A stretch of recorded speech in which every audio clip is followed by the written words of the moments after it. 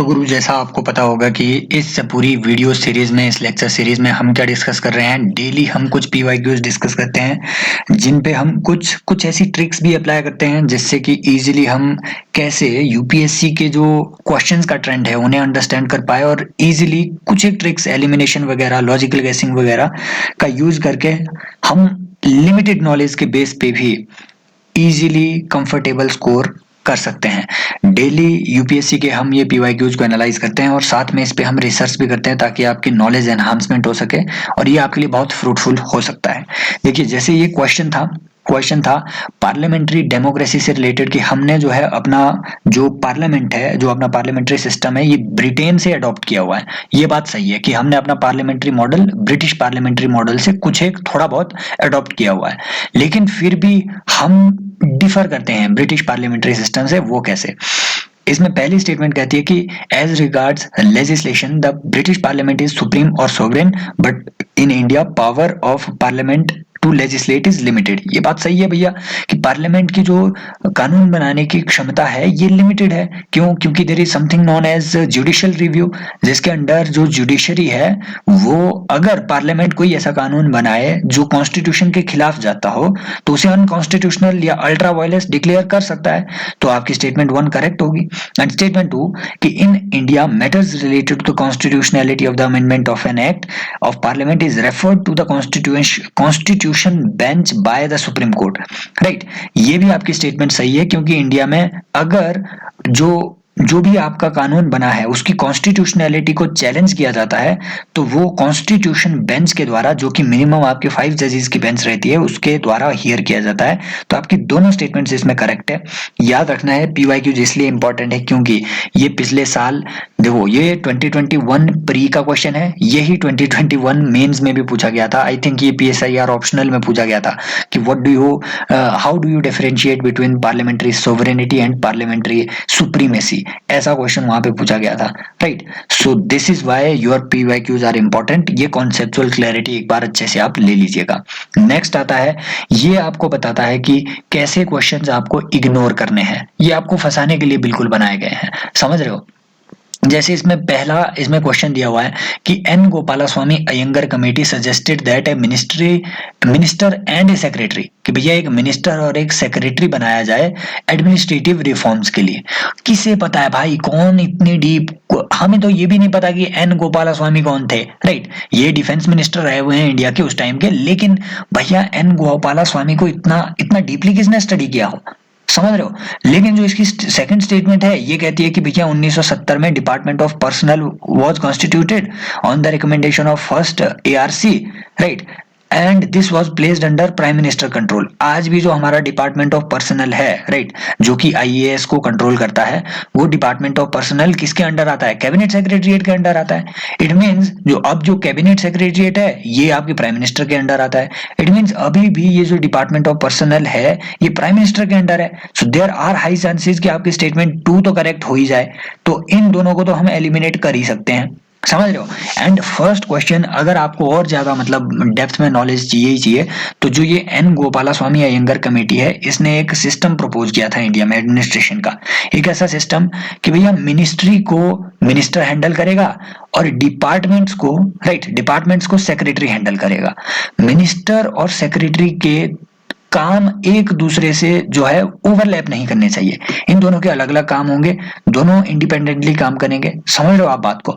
तो ये conflict, bureaucracy और पॉलिटिक्स की कॉन्फ्लिक्ट को कम करने के लिए ऐसा सिस्टम इन्होंने प्रपोज किया।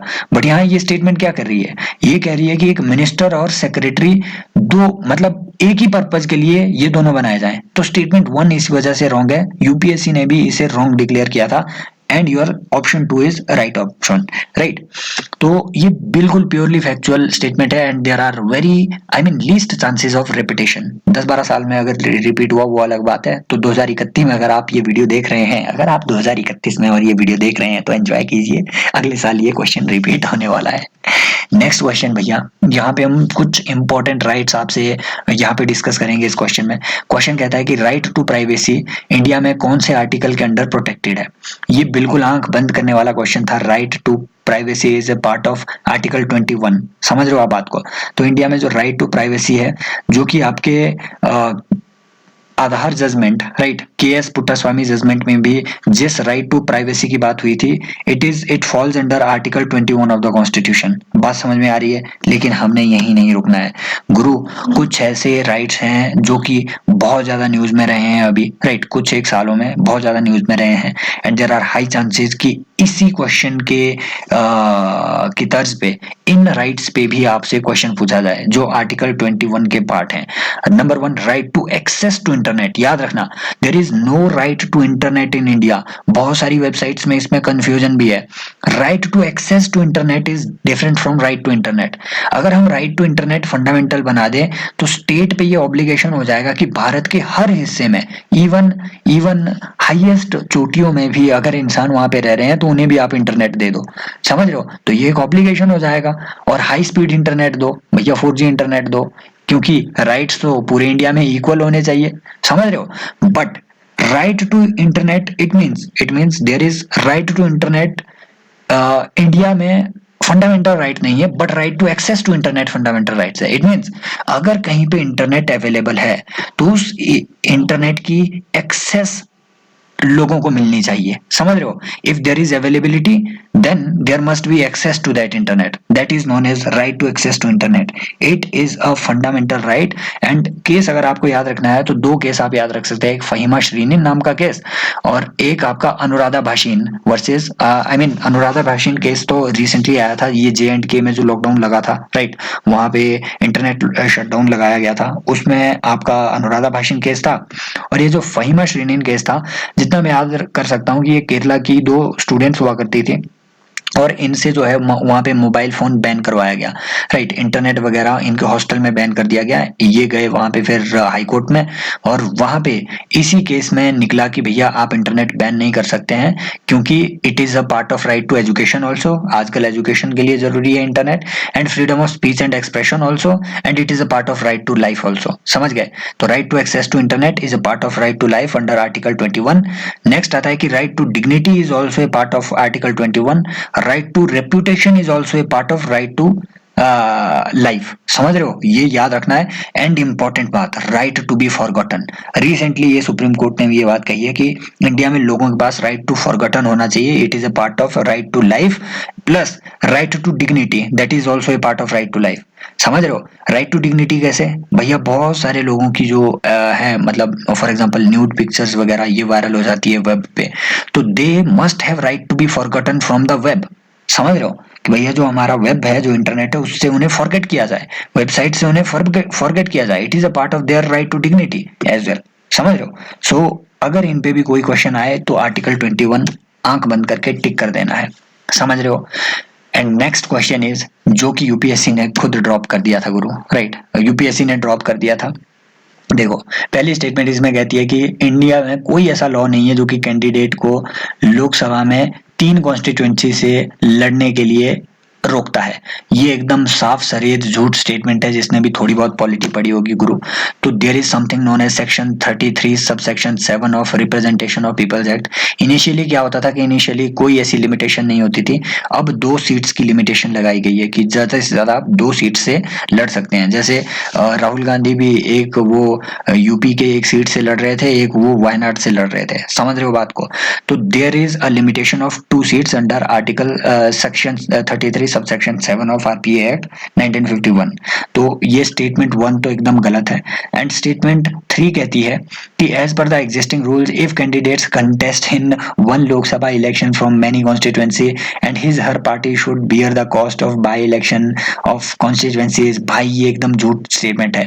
अब खुद सोचो, अगर इंडिया में इतना बड़ा कोई प्रोविजन होता कि भैया अगर दो कॉन्स्टिट्यूएंसी से कोई आदमी लड़ रहा है और दोनों से जीत जाता है, उस केस में हमें बाय इलेक्शन करने पड़ेंगे एक कॉन्स्टिट्यूएंसी में, क्योंकि मेंबर तो वो एक का ही रह पाएगा, एक से उसे रिजाइन करना पड़ेगा। और ये स्टेटमेंट बोल रही है कि उस बाय इलेक्शन का खर्चा कौन बियर करेगा? उस बंदे की पार्टी, उस एमपी की पार्टी। भैया अगर इतना बड़ा प्रोविजन होता ना कॉन्स्टिट्यूशन में, तो सिंपल आप लॉजिक लगा लेते कि ये आपकी नजर में तो कहीं ना कहीं आता। आप पढ़ते तो सही पॉलिटी में, अगर इतना बड़ा कोई प्रोविजन है कि भैया खर्चा ही कौन उठा रहा है, कैंडिडेट, तो एकदम से ये आपकी झूठ स्टेटमेंट है। दोनों स्टेटमेंट्स 1 और 3 को आप ऐसे एलिमिनेट कर सकते थे। आपकी आंसर यहाँ पे बी होना चाहिए था, बट यूपीएससी ने इसे ड्रॉप कर दिया कि भैया देवीलाल ने क्या 1991 में कॉन्स्टिट्यूशन मतलब 3 कॉन्स्टिट्यूएंट असेंबली से इलेक्शन लड़ा था। तो ये मैंने भी बहुत रिसर्च करने की कोशिश की, लेकिन मुझे इस पे कोई मतलब ऐसा आर्टिकल नहीं मिला जिससे कि मैं कन्विंस हो सकूं कि हाँ लड़ा था या नहीं। इसीलिए आई थिंक यूपीएससी ने भी इसे ड्रॉप किया होगा इस क्वेश्चन को। सो ऑल टुगेदर यूजुअली अगर आपको मतलब मार्क करना हो तो ये बी ऑप्शन आना था, बट क्योंकि इस पे डिस्प्यूट है and UPSC also has dropped it, no chances of repetition. But ये स्टैटिक आपका क्लियर होना चाहिए कि आज के दौर में इंडिया में लॉ क्या है, representation of people's act. I hope ये इंटरेस्टिंग है ये वीडियोस आपके लिए, और बेनिफिशियल भी साबित हो रही होगी, वैल्यूएबल साबित हो रही होगी आपकी प्रिपरेशन में। अगर ऐसा है तो भैया आपको पता है क्या करना है। बाकी ये पूरी जो पीडीएफ है आपको कहाँ मिलेगी, इस टेलीग्राम चैनल में, द यूपीएससी हब, आप सर्च भी कर सकते हैं टेलीग्राम पे, या फिर टेलीग्राम की डिस्क्रिप्शन भी आपको मिल जाए, लिंक भी आपको डिस्क्रिप्शन बॉक्स में मिल जाएगा। टेक केयर, बाय बाय, मिलते हैं नेक्स्ट लेक्चर में।